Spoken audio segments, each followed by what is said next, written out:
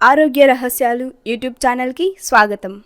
మీ పిల్లలు చురుగ్గా ఉండాలంటే ఇవి తినిపించాల్సిందే. చేపల కాలేయంలో ఉండే విటమిన్ డి ఎముకల పెరుగుదలకు కీలకం. ఇది పిల్లల్లో ఎముకల పెరుగుదలకు సహకరిస్తుంది.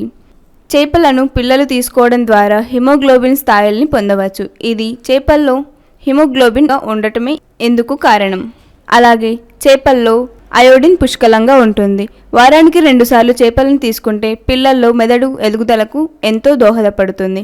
అలాగే చేపలు తీసుకుంటే రక్తంలో omega 3 fatty acids DHA levels కూడా అత్యధిక స్థాయిలో ఉంటాయి. దీంతో మెదడులోని కణాలు సమర్థంగా పనిచేస్తాయి. కాబట్టి వారంలో 2 రోజులకు ఒకసారి చేపలను తినిపించండి.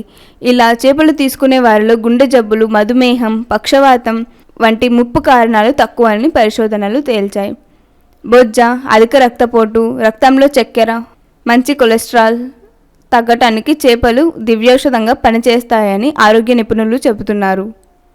మీకు ఈ వీడియో నచ్చినట్లయితే లైక్ చేసి షేర్ చేయండి. మరెన్నో హెల్త్ టిప్స్, బ్యూటీ టిప్స్ కోసం మన ఆరోగ్య రహస్యాలు యూట్యూబ్ ఛానల్ని సబ్స్క్రైబ్ చేసుకోండి.